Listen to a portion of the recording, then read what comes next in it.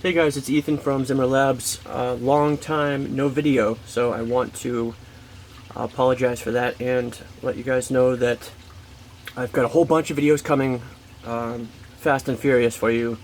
Starting here, this is something that was a lot of fun to do and something I haven't done before, so it's all new, or at least partially.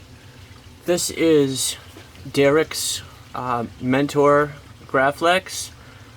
He had it built about a year ago and sent it back to me a couple months back for some upgrades. Primarily the issue he was having is that the battery life wasn't terribly good because it's a neopixel blade with neopixel accents, neopixel battery bar, neopixel dual crystal chamber, so a lot of battery drain. And with the variant 1 of this master chassis, it could only handle running dual 18500s. No, not even. It was dual 15400s, I think. Little tiny batteries, and there were two of them side by side up in this section here, and I think they were 900 milliamp hours each, so there was a total of 1800 milliamp hours, or 1.8 amp hours, and that's just not much. It's like half capacity for what we're working with these days as far as a decent sized 18650 battery goes.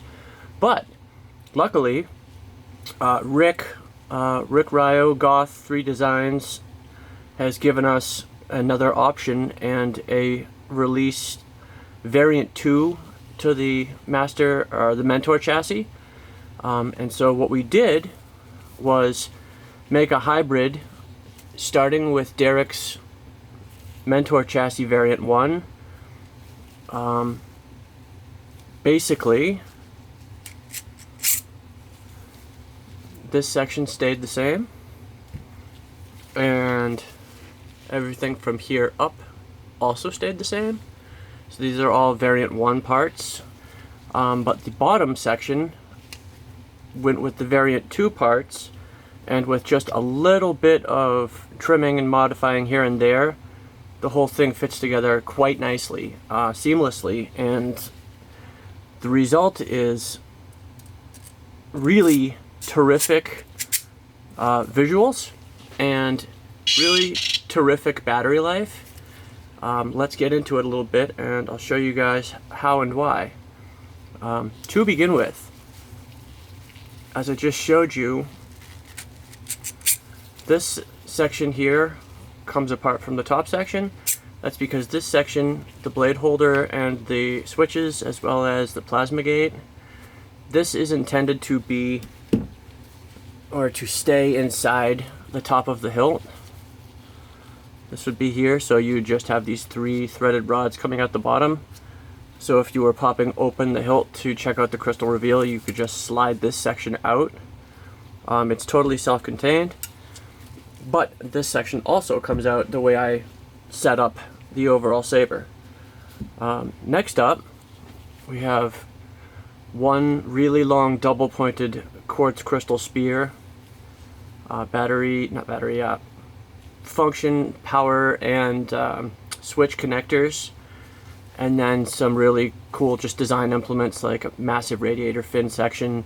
Down here, you've got your 28mm premium bass speaker. This is the Adrian Tan Saber Essential speaker.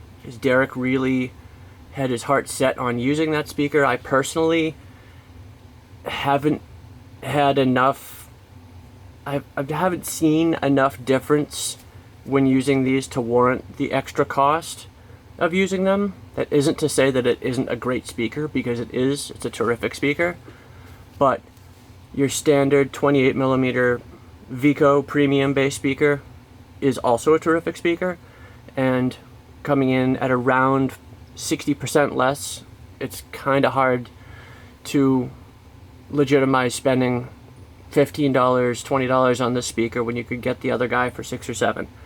That being said, this guy really is a spare no expense lightsaber, so Derek didn't want to spare any expenses and he wanted to do everything with the best parts possible, so that's what we did. You'll notice that down here we have essentially a full stainless steel setup, and that's what it is. These sections were printed in a black matte steel that I sanded and polished, and then you'll see some gold implements here, some gold up here, some brass that's polished, some more gold, and a little bit of rhodium. But that's the overall makeup. This guy on the side here, this little gold detail, is your main power switch. So to activate the saber, you just slide this guy up or over. Nice, smooth, easy action. Off, on, simple as that. You'll also notice that there's some gold peeking through here, and there's a definite seam on both sides. And the reason for that is that the battery in this guy, and the reason that this is such a cool variant too on this chassis, is that the battery in this guy is removable and hot swappable. What it is this guy. So for Derek, I did 2 battery packs, and this is a battery pack. It's an 18650 battery pack in its own little apparatus. Hot and ground ports down here to connect to the saber itself, and then a gold implement built in. But these are essentially, there's not a whole lot going on in here. It's just an 18650 battery with a plastic case around it, basically 2 connectors. But that is inside here. To access it, you simply, and get ready for this because this is fun, you simply pop this section up. The bottom section here, the speaker is on, as you can see, 4 steel rails, so this is not flimsy or in danger of going anywhere. Then remove this outer stainless steel cover, and as you can see, you have access right here to the battery. You want to turn off the power, disconnect the connection, so you slide that switch down, and then simply press up, slide out, and here's your 18650 battery, hot swappable. Here is your chassis without the battery, and I'll put it back together without a battery in it so you guys can see how it works. And it actually doesn't look a whole lot different, it's just hollow inside, you'll notice. But it's a really good design. I really like what Rick did here. The whole bottom essentially is battery, and there's very little going on once you pull that out. Underneath this cover, which I can't take off because it's permanently mounted, well, I can take it off, but it's gonna require some doing, and then it's gonna require some work to put it back, so I'm not going to. But underneath here, we've got a Proffieboard and lithium battery protection circuit, and then your wiring. And then I also added a recharge port to this guy, which is not something that this chassis is designed to have, but it's kind of important, or at least I thought it was kind of important. But pretty cool how little space you have to work with. But with the electronics that we get today to build stuff with, you really don't need a lot of room. The Proffieboard is tiny. It can do so much, but it's really small. And then the recharge port's right there. Tiny little hole. It's a 1.3mm recharge port, so it's taking up no room either. So you don't have to have a whole lot of room to get the absolute best components into your saber. So to load the battery back in, you simply slide the section up, stick it back in, and then push the speaker down to lock the battery in. That's how I like to do it. I find it to be easiest. And then I pull the speaker back up, reinsert that cover, lock it back down, and you're golden. And to turn it back on, up again. That's it. So now when you're out and about,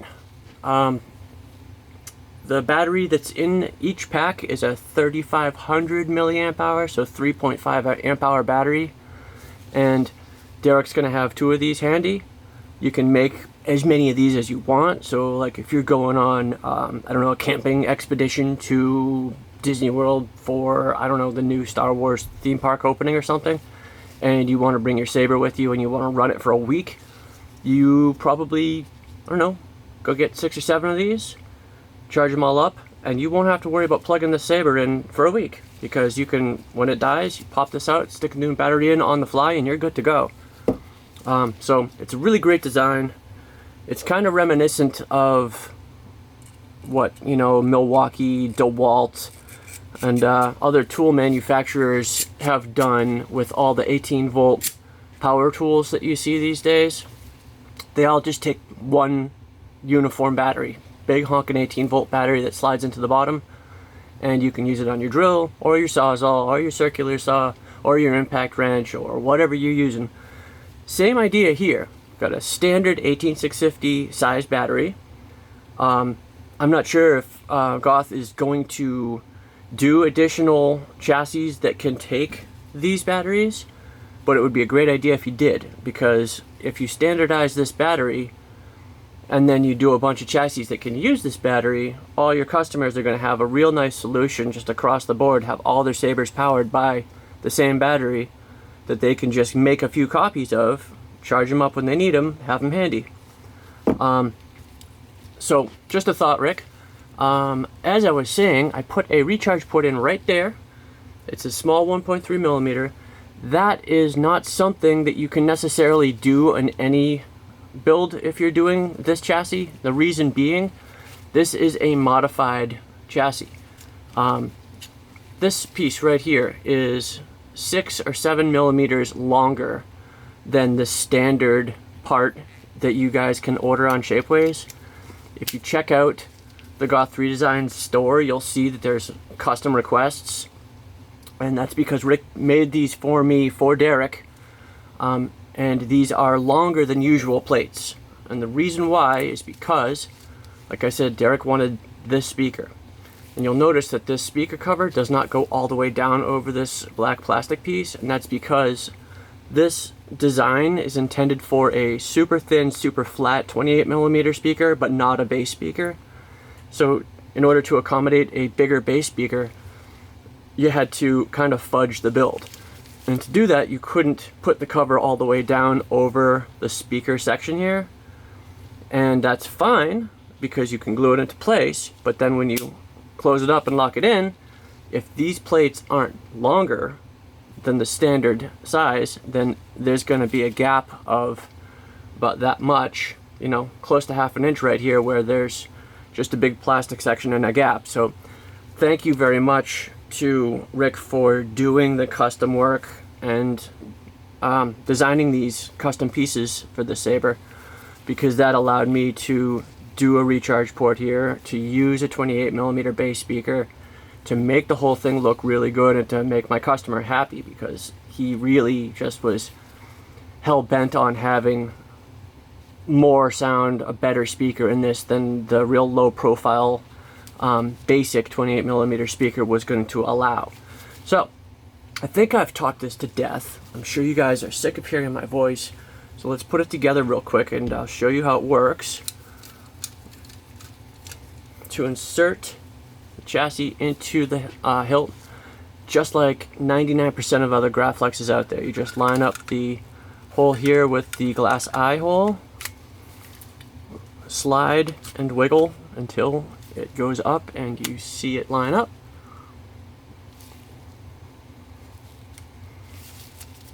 Of course I didn't do that right, so let's try that again.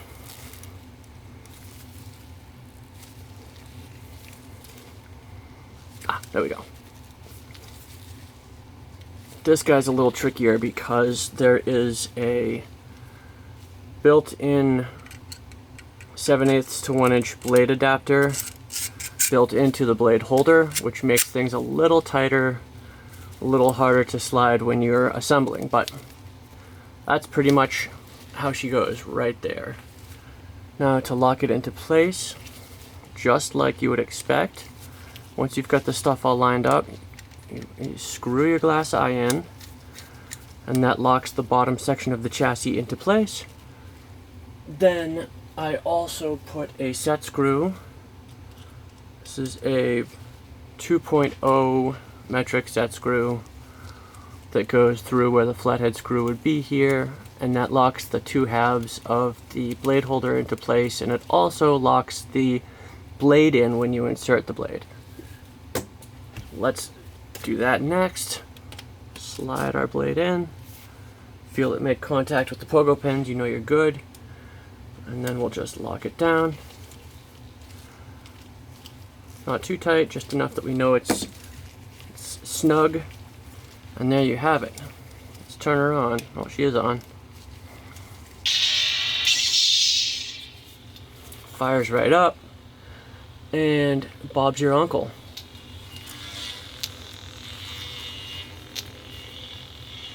You can see the crystal here, and the crystal reveal is really well illuminated. Part of the reason for that is it's a great crystal, but the other part is that I used IntelliBlade pixels in all the accenting in this. I'm not going to go into the IntelliBlades. They're, in my opinion, they're kind of crap.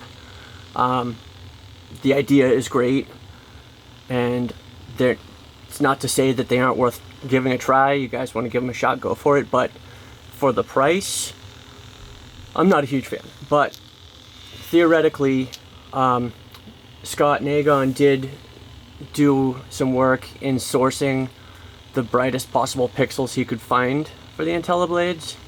So all the spare sections of IntelliBlade strips that I have, I stripped the pixels off of them to use them in individual applications like this, because you might as well have the brightest possible pixel in there. So that's part of the reason why this looks good. It sounds good because it is smoothswing. It's got really nice glass eye illumination. It's completely solidly lit.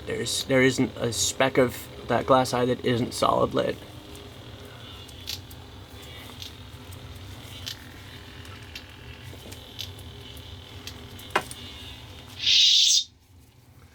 Now, let's see real quick. The auxiliary button is not working, as I think I put it together misaligned a little bit.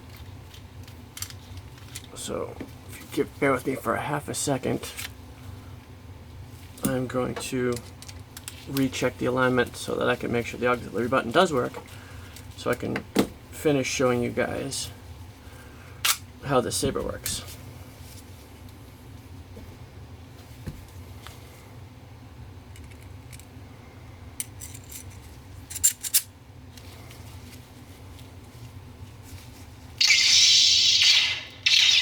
Yeah, okay, good. So it does work.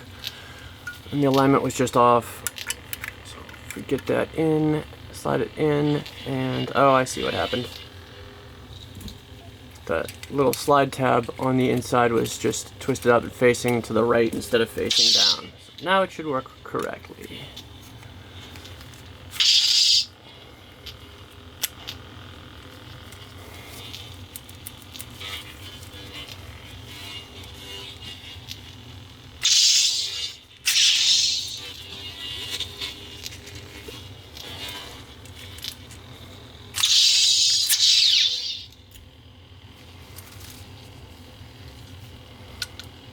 This little guy just doesn't want to stay lined up.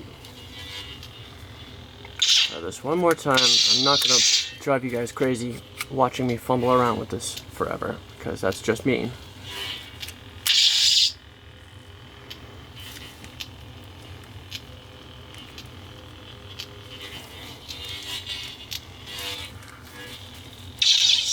Got it. Good. Great. Okay, so we'll just reassemble here real quick.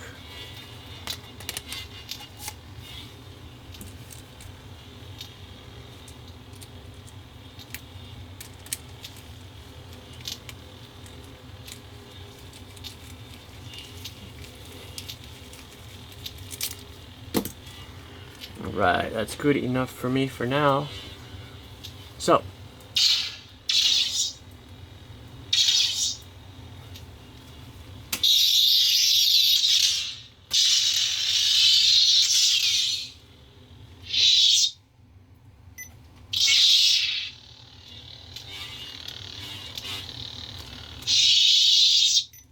as you'll see, the first like 4 or 5 blades are all blue in one shade or another, and that's because that is specifically how Derek requested that I build this saber. He had very specific font requests, blade color requests, etc., etc.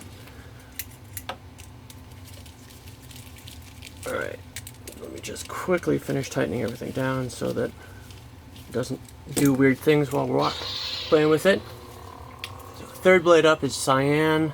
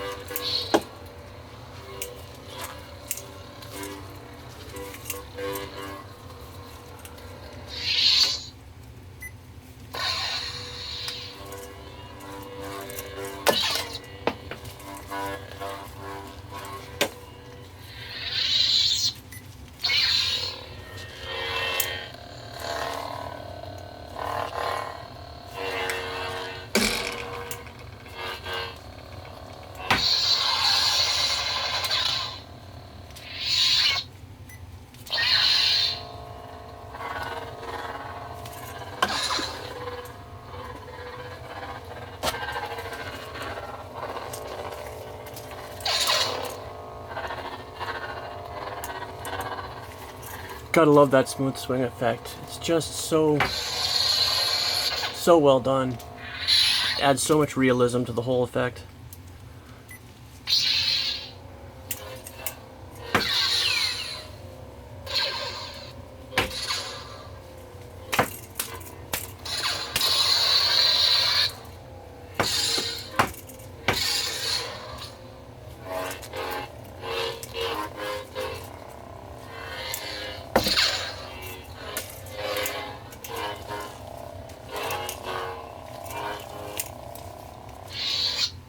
Alright, so that's the general gist.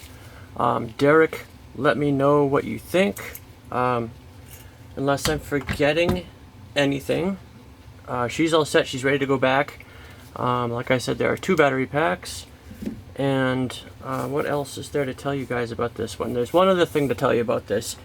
If you don't do the recharge port built in, if you can't figure out a way to hide that in or house that somewhere in the chassis, another important thing is to remember to turn it off so your battery doesn't die. This is your main power switch, so that's your kill switch, or you could pull the battery out if you want to for storage.